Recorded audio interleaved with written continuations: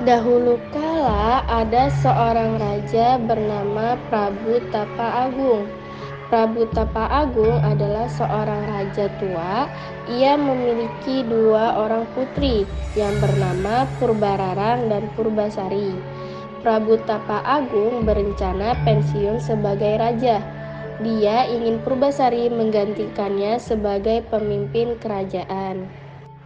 Mendengar hal itu, Purbararang pun marah. Ayah, aku kan yang lebih tua daripada Purbasari. Seharusnya akulah, bukan dia. Ini tidak mungkin, Ayah. Purbararang meminta kepada tunangannya untuk menemaninya ke tempat penyihir agar memantra Purbasari menjadi jelek atau buruk rupa. Purbasari berkata, "Apa yang terjadi pada tubuhku? Kenapa tubuhku menjadi sangat jelek seperti ini?" Lalu Purbararang menjawab, "Hahaha, kau tidak secantik aku sekarang. Kamu akan diusir dari istana dan akan tinggal di dalam hutan." Purbasari diusir dari kerajaan. Akhirnya Purbasari memutuskan untuk pergi ke hutan. Purbasari berjalan menuju hutan dengan kecepatan 20 km per jam dengan waktu tempuh selama 2 jam. Maka, jarak yang ditempuh Purbasari dari kerajaan sampai ke hutan adalah berapa kilometer? Diketahui kecepatan Purbasari berjalan menuju hutan sama dengan 20 km per jam dan waktu tempuh selama 2 jam.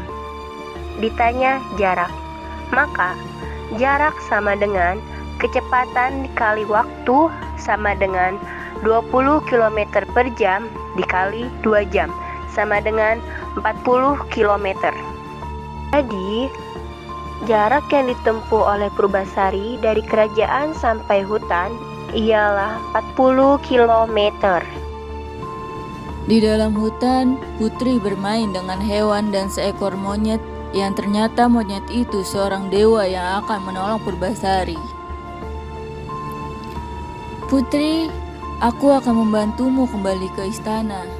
Purbasari menjawab, "Terima kasih Lutung, kau baik sekali. Bagaimana aku bisa balik ke sana sedangkan tubuhku seperti ini?" "Kau hanya perlu mandi di danau kecil yang kubuat ini, Putri." Namun, ketika Purbasari diasingkan di hutan, terjadi sebuah masalah besar di Kayangan. Seorang pangeran bernama Guru Minda tidak berkenan menikah dengan bidadari Kayangan seperti yang diperintahkan Sunan Ambu mamanya. Pangeran Guru Minda hanya berkenan menikah dengan perempuan yang kecantikannya setara dengan Sunan Ambu. Sunan Ambu kemudian menjelaskan bahwa sosok perempuan yang secantik dirinya hanya akan ditemui di dunia manusia. Namun, jika Pangeran Guru Minda bersikeras ingin menemui perempuan sesuai keinginannya, dia harus pergi ke dunia dalam bentuk bukan Pangeran Guru Minda, melainkan dalam wujud penyamaran berupa lutung atau sejenis monyet. Pada akhirnya, Pangeran Guru Minda menyatakan kesediaannya menjadi lutung. Pangeran Guru Minda segera turun ke dunia manusia dan tiba di hutan. Pangeran akan pergi ke bumi. Jarak antara Kayangan dan bumi kira-kira 80 km. Jarak tersebut ditempuh dengan kecepatan 20 km per jam dan berangkat pada pukul 6. Maka, Pangeran akan sampai di bumi pada pukul. Diketahui jarak sama dengan 80 km. Kecepatan yang ditempuh yaitu 20 km per jam. Waktu keberangkatan pada pukul 6. Ditanya, pukul berapa Pangeran sampai di bumi? Dijawab, waktu sama dengan jarak per kecepatan.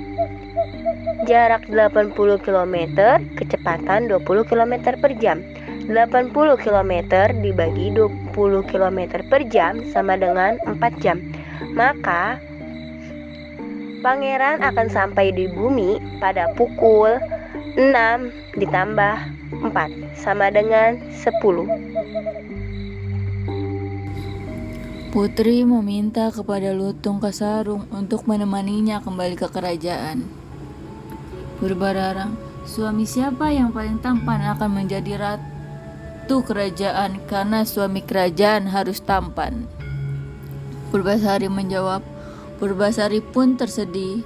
Indramajaya memang tampan dan aku pun tidak punya tunangan. Lalu selanjutnya, Purbararang pun bertanya kepada Purbasari, "Mana tunanganmu?" "Ini tunanganku, Indramajaya." Purbasari pun berkata, "Ini tunanganku," menunjuk Lutung.